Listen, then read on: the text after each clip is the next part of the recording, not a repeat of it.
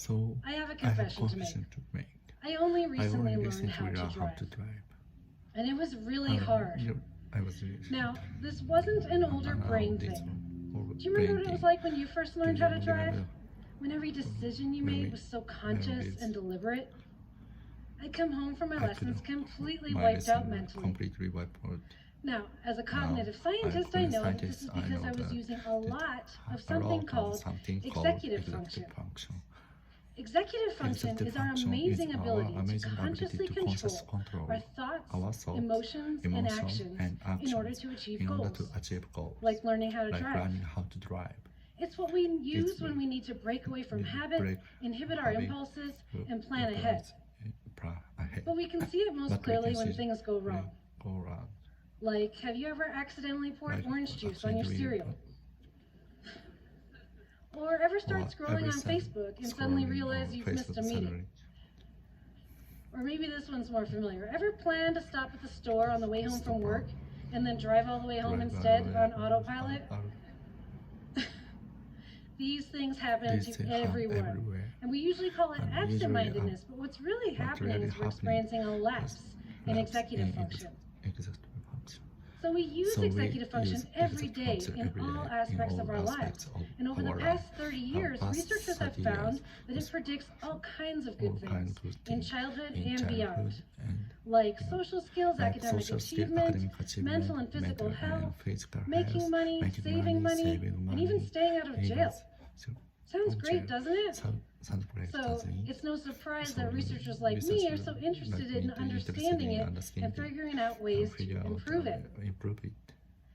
But lately, executive function has become a huge self-improvement buzzword. People think you can improve it through brain-training iPhone apps and computer games, or by practicing it in a specific way like playing chess.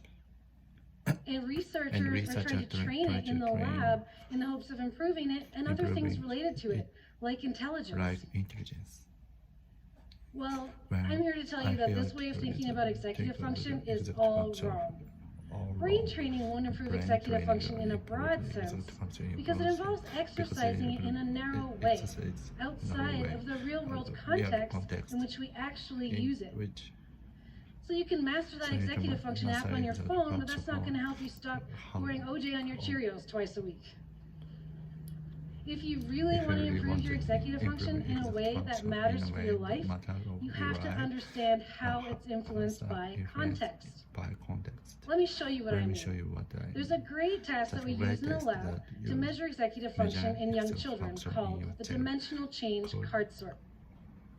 In this task, kids have to sort cards in one way, like by its shape, over and over until they build up a habit. And then they're asked to switch and sort the same cards in another way, like by color. Now, really young kids struggle with this. 3 and 4-year-olds will usually keep sorting the cards in the old way, no matter how many times you remind them of what they should be doing.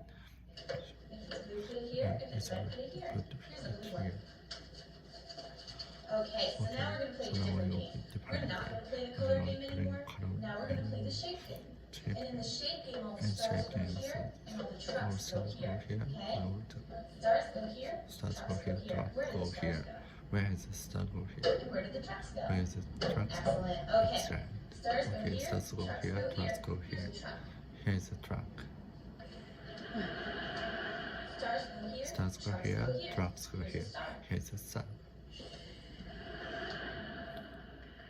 So it's really compelling, and it's really obvious when she fails to use her executive function.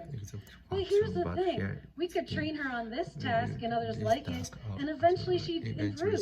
But does that mean that she would have improved her executive function outside of the lab? No, because in the real world, she'll need to use executive function to do a lot more than switching between shape and color. She'll need to switch from adding to multiplying, or from playing to tidying up, or from thinking about her own feelings to thinking about her friend. And success in real-world situations depends on things like how motivated you are and what your peers are doing. And it also depends on the strategies that you execute when you're using executive function in a particular situation. So what I'm saying is that context really matters. Now let me give you an example from my research. I recently brought in a bunch of kids to do the classic marshmallow test, which is a measure of delay of gratification that also likely requires a lot of executive function. So you may have heard about this test, but basically kids are given a choice. They can have one marshmallow right away, or if they can wait for me to go to the other room and get more marshmallows, they can have two instead. Now, most kids really want that second marshmallow, but the key question is, how long can they wait? Now, I added a twist to look at the effects of context. I told each kid that they were in a group, like the green group, and I even gave them a green t-shirt to wear.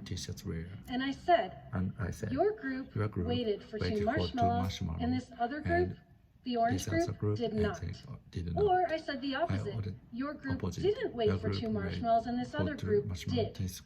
And then I left the kid alone in the room, and I watched on a webcam to see how long they waited.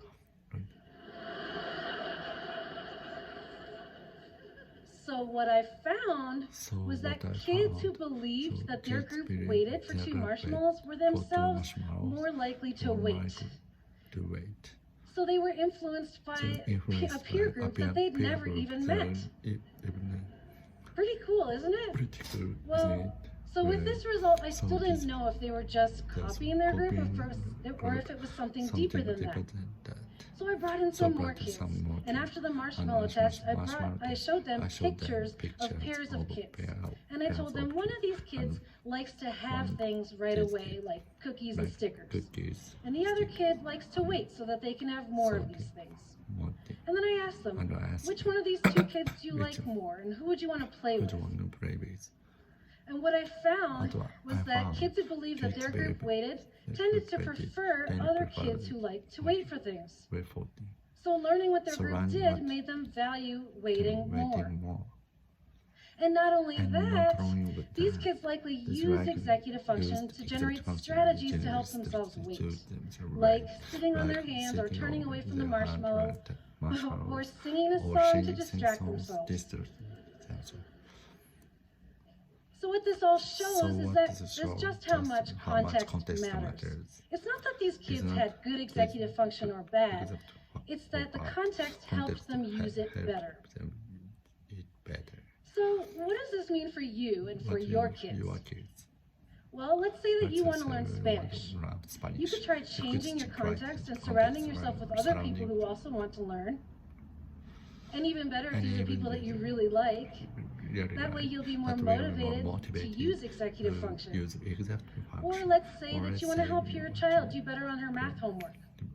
You could teach her strategies to use executive function in that particular context, like putting her phone away before she starts studying, or planning to reward herself after studying for an hour. Now, I don't want to make it sound like context is everything. Executive function is really complex, and it's shaped by numerous factors. But what I want you to remember is if you want to improve your executive function in some aspect of your life, don't look for quick fixes. Think about the context and how you can make your goals matter more to you, and how you can use strategies to help yourself in that particular situation. I think the ancient Greeks said it best when they said, know thyself. And a key part of this is knowing how context shapes your behavior and how you can use that knowledge to change for the better.